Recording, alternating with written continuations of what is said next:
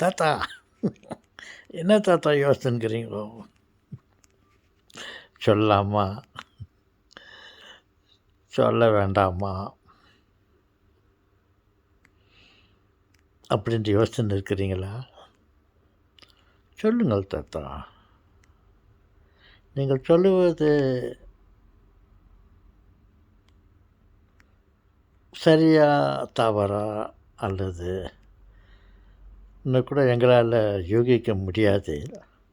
உங்கள் மனதிலே வந்ததை சொல்லுங்கள். நெருப்பில்லாமல் புகை வராது. உங்கள் மனதிலே ஒரு விஷயம் தோன்றுகிறது என்றால் ஏதோ ஒரு உண்மை இருக்கும். நீங்கள் சொல்வதிலும் உண்மை இருக்கும். ஆனால் எங்களுக்கு கேலி கூத்தாக இருக்கும். நீங்கள் தான் சொன்னீங்களே, நெருப்பில்லாமல் புகை வராது. நான் எதை ஒன்று நினைக்கிறேன் என்றால், என் உள்ளத்திலே ஒன்று தோன்றுகிறது என்றால் ஏதோ ஒரு அடிப்படை இருக்கும்.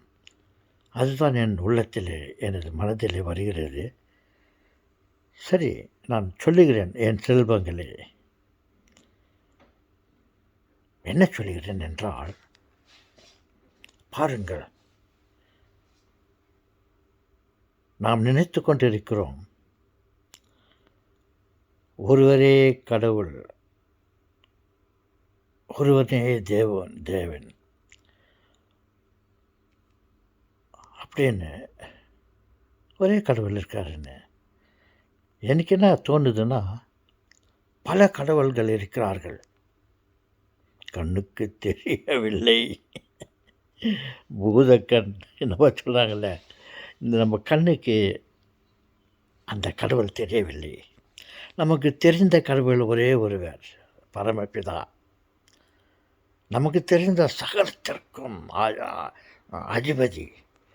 நமக்கு தெரிந்த, நம்ம கேள்விப்பட்ட, நாம் பார்த்த, அனுபவிக்கிற அனைத்தையும் படைத்தவர் நமது கடவுள். நான் என்ன சொல்கிறேன் என்றால், நம்ம கடவுளைப் போல இன்னொரு கடவுள் இருக்கிறார். சரி, இருப்பார் என்று வைத்துக்கொள்வோம். தாத்தா, தேவதூஷணம் சொல்கிறீங்க தாத்தா. கடவுளுக்கு விரோதமாக சொல்கிறீங்களே தாத்தா. இன்னொரு கடவுள் இருக்காருன்றீங்களே, எப்படி தாத்தா? என் செல்வங்களை ஆரம்பத்திலேயே சொல்லிவிட்டேன். என் மனதில் வந்ததை நான் சொல்லுகிறேன். ஏதோ இல்லாதது ஒன்று என் மனதில் வராது. ஒரு புகை வருகிறது என்றால் எங்கேயோ நெருப்பு இருக்கிறது. நெருப்பு இல்லாமல் புகை வராது. அந்த ஒரு அடிப்படையிலே நீங்கள் எடுத்துக்கொள்ளுங்கள்.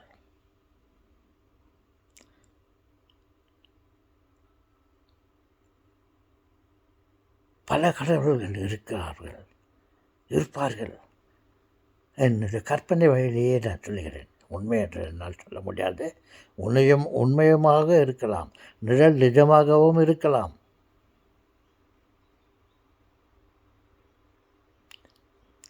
என்ன சொல்கிறேன் என்றால், நமக்கு தெரிந்த கடவுள், நம்மை படைத்த கடவுள் பிதா, அவருடைய ராஜ்யம் கண்ணுக்கு தெரியும் வரை. நட்சத்திரங்களை எடுத்துக்கொள்ளுங்கள், எவ்வளவு தூரத்தில் இருக்கிறது, கண்ணுக்கு தெரிந்த இடம். சூரியனை எடுத்துக்கொள்ளுங்கள், அது எவ்வளவு பெருசாக இருக்குது, எவ்வளவு இடத்திற்கு வெளிச்சத்தை கொடுக்கிறது.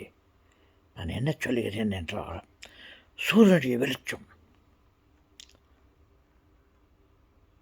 நமது சாம்ராஜ்யம், கடவுளுடைய சாம்ராஜ்யத்திலே ஒரு விளக்கு வேண்டும் என்று சூரியனை படைத்தார். அந்த சூரியன் எவ்வளவு தூரத்திற்கு வெளிச்சத்தை தருகிறதோ, அந்த சரௌண்டிங்களுக்குள்ளே இருப்பதெல்லாம் நமது கடவுளுடைய சொத்து.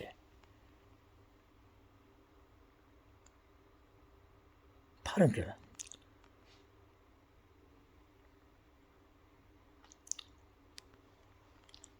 பரந்த வெளியிலே, ஆகாயத்திலே, ஆகாயம் என்றால் ஒன்றுமில்லாதது,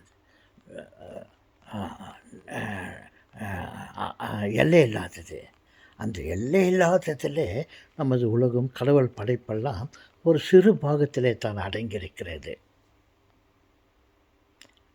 நமது பரமபிதாவின் படைப்புகள் அனைத்தும் ஒரு சிறு இடத்திலே தான் இருக்கிறது. அதற்கு அப்பாலே,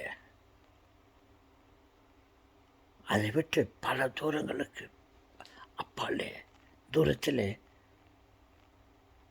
வேறொரு ராஜ்யம் இருக்கலாம், இன்னொரு கடவுள் இருக்கலாம். அங்கே அவர் நம்மை போல், நமது உலகத்தை போல், உலகத்தை மட்டுமில்லை, படைப்புகள் அனைத்தையும், நமது கடவுள் படைத்த அனைத்தையும்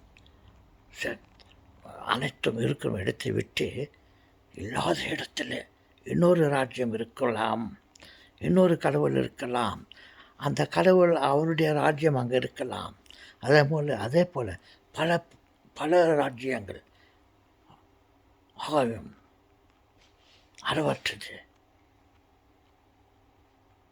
நெடுந்தூரத்தை கொண்டது இன்னும் கூட சொல்ல முடியாது, அது அளவு இல்லை. அதே போல் நமது கடவுள் படைத்த இடம் ஒரு ராஜ்யமாக இருக்கும்.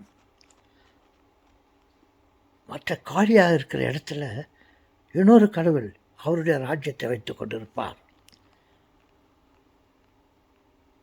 அந்த ராஜ்யத்தை நம்மால் பார்க்க முடியாது. ஒருவேளை அந்த ராஜ்யம் நமது ராஜ்யத்தோடு கூட இருக்கலாம், இன்னொரு கடவுள் நமது கடவுள் மத்தியிலே கூட இருக்கலாம், நமது கண்ணுக்கு தெரியாது இருக்கலாம். தாத்தா குழப்புறீங்களே தாத்தா. செல்வங்களே, என்னுடைய கற்பனை. ஒரு உதாரணத்துக்கு சொல்கிறேன். ஒரு டிவியில், ஒரு ரேடியோவில் பல சேனல்கள், பல ஸ்டேஷன்கள் இருக்கிறது அல்லவா?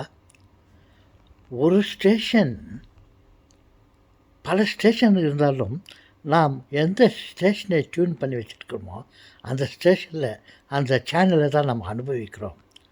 அதே போல் பல சேனல்கள் இருக்கிறது. அவைகள் நமது கண்ணுக்கு தெரிகிறதா? அவைகளை நாம் அனுபவிக்கிறோமா? அந்த சேனலை போய் பார்த்தால்தான் அந்த சேனலை நம்மால் பார்க்க முடியும். அந்த சேனலை டியூன் பண்ணால்தான் நம்ம அந்த சேனலை பார்க்க முடியும். அதே போல தான் பல ராஜ்யங்கள் ஒரே இடத்துல இருக்கலாம். ஆனால் நமக்கு தெரிந்த ராஜ்யம் நமது கடவுள் ராஜ்யம், நமது சேசு ராஜ்யம், நமது பிதாவின் ராஜ்யம். இவைகளைத்தான் நாம் அனுபவித்து கொண்டிருக்கிறோம். வேறு சேனல் இன்னும் ஒன்று இருக்கலாம், வேறு கடவுளுடைய ராஜ்யம் ஒன்று இருக்கலாம். அந்த சேனலே நமக்கு தெரியாது. எப்படி 2 ப்ரோக்ராம்கள் ஒரே இடத்துல இருக்கிறது, அது எந்த ப்ரோக்ராமை நாம் தேர்ந்தெடுத்து நாம் பார்த்து கொண்டு இருக்கிறோமோ அதைத்தான் அனுபவிக்கிறோம். மற்ற சேனல்களை நாம் அனுபவிப்பதில்லை. அதை போட்டால் தான் தெரியும். அதே போல் பல ராஜ்யங்கள், பல கடவுளுடைய ராஜ்யங்கள் இந்த ஆகாயத்தில் இருக்கலாம். அந்த ராஜ்யங்கள் வேறு சேனல் மாதிரி இருக்கலாம். நமக்கு தெரிஞ்ச சேனல், கடவுள் நமக்கு கொடுத்த சேனல் நமது கடவுள் ராஜ்யம், நமது பிதாவுடைய ராஜ்யம், நம்ம ஈஸ்வரனுடைய ராஜ்யம், நம்ம சர்வேசன் ராஜ்யத்தை நாம் அனுபவித்து கொண்டிருக்கிறோம். இது ஒரு எல்லை, இந்த ராஜ்யத்துக்கு ஒரு எல்லை இருக்கும். சூரிய வெளிச்சத்தை எடுத்துக்கொள்ளுங்கள், அது எவ்வளவு தூரத்துக்கு தெரிகிறதோ. நட்சத்திரங்கள் எடுத்துக்கொள்ளும், அது எவ்வளோ தூரத்திற்கும் அதை விட பல மடங்குக்கு உள்ளே தான் நமது ராஜ்யம் இருக்கிறது, நமது கடவுள் இருக்கிறார். எப்படி ஒரு ராஜ்யம், மோட்ச ராஜ்யம் ஒன்று இருக்கிறது என்று கேள்விப்பட்டிருக்கிறோம் அல்லவா? அதை நாம் பார்த்திருக்கிறோமா?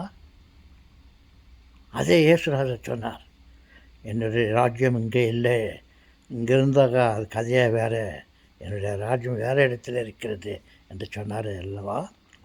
உதாரணத்திற்கு சொல்லுகிறேன். அதே போல் நம்முடைய அப்பா பிதாவின் ராஜ்யம் ஒரு அளவில் தான் இருக்கும். அதற்கு அதை விட்டு பல இடைவெளிகளுக்கு பிறகு இன்னொரு ராஜ்யம், இன்னொரு கடவுள் இருக்கலாம். அதுக்கு நாம் இப்பொழுது கடவுள் என்று சொல்லுகிறோம். அவருக்கு என்ன பேரோ தெரியாது. அவர் எந்த விதமான படைப்புகளை படைத்து ஆட்சி ஆண்டு கொண்டு இருக்கிறாரோ தெரியாது.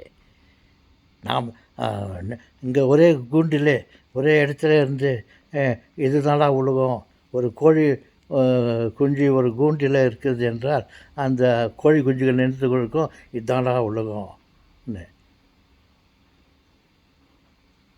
தூரம் போய் பார்த்தா வேறு உலகம் இருக்கலாம் அப்படின்னு நான் நினைக்கிறேன் சொல்கிறாங்களே.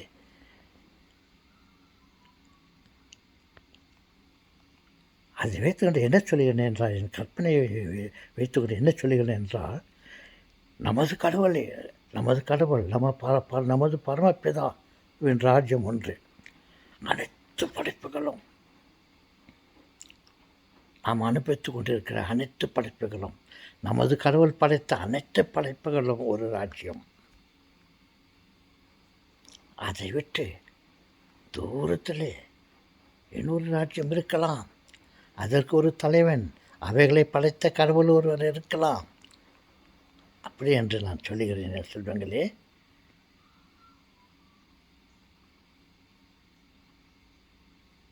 எஸ், ஒரு கடவுள் இருக்கிறார், ஒரே ஒரு கடவுள்.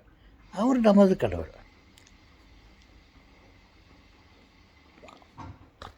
அப்பால், அதற்கு எல்லாவற்றுக்கும் அப்பால் இன்னொரு ராஜ்யம் இருக்கலாம், இன்னொரு கடவுள் இருக்கலாம், இன்னொரு படைப்பு இருக்கலாம். இருக்கிறது என்று சொல்லவில்லை, இருக்கலாம். நான் தான் சொன்னேனே, நெருப்பில்லாமல் புகை வராது. என் மனதிலே ஒரு கற்பனை வருகிறது என்றால், ஏதோ ஒரு இடத்திலே ஒன்று இருக்கும். ஒன்றில்லாமல் மற்றொன்று உருவாகுமா? ஒன்று இல்லாமல் என் கற்பனைக்கு எப்படி வரும் இன்னொரு கடவுள் இருக்காருன்னு? ஒருவேளை இருக்கலாம்.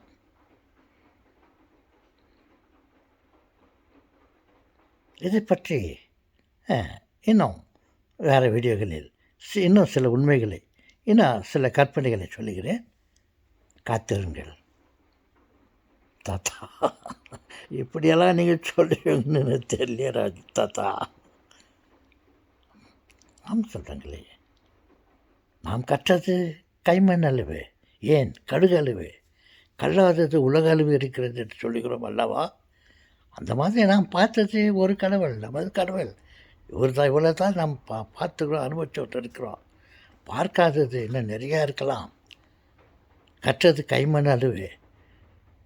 நமக்கு தெரிஞ்ச கடவுள் ஒருவர், நமக்கு தெரிஞ்சது கற்றது. கல்லாதது உலக அளவு என்று சொல்லுகிறோம் அல்லவா? அந்த மாதிரி நமது உலகத்தை, நமது கடவுளைத்தான் நாம் பார்த்திருக்கிறோம். அவர் படைத்த படைப்புகளை நாம் அனுபவித்து கொண்டிருக்கிறோம். நமக்கு தெரிந்தது நாம் அனுபவிப்பது. கல்லாதது உலக அளவு இருக்கிறது என்று சொல்லுகிறோம் அல்லவா? அதே போல் பல கடவுள்கள் இருக்கலாம், பல ராஜ்யங்கள் இருக்கலாம். அவைகள் நமது மாதிரி மனித உருவத்திலோ வேறு பார்த்து இருக்கிறது அதுவேளை விட்டு வேறு விதமாக படைப்புகள் இருக்கலாம். அதற்கு ஒரு ராஜா இருக்கலாம், கடவுள் அவருக்கும் கடவுள் இல்லை, வேறு ஏதோ ஒரு பேர் வச்சுன்னு இருக்கலாம்.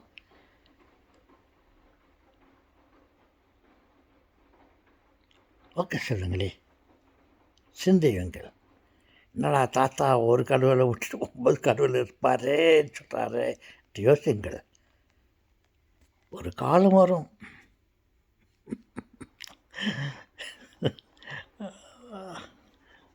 அவனா ஒருத்தர் சொன்னான்டா. அதே மாதிரி அங்கங்கே பல தூரங்களுக்கு அப்பால் பல ராஜ்யங்கள் இருக்கிறது. அதை அப்போவே சொன்னோம். ஒருத்தர் ஒரு சேஞ்ச் வரலாம். வணக்கம்.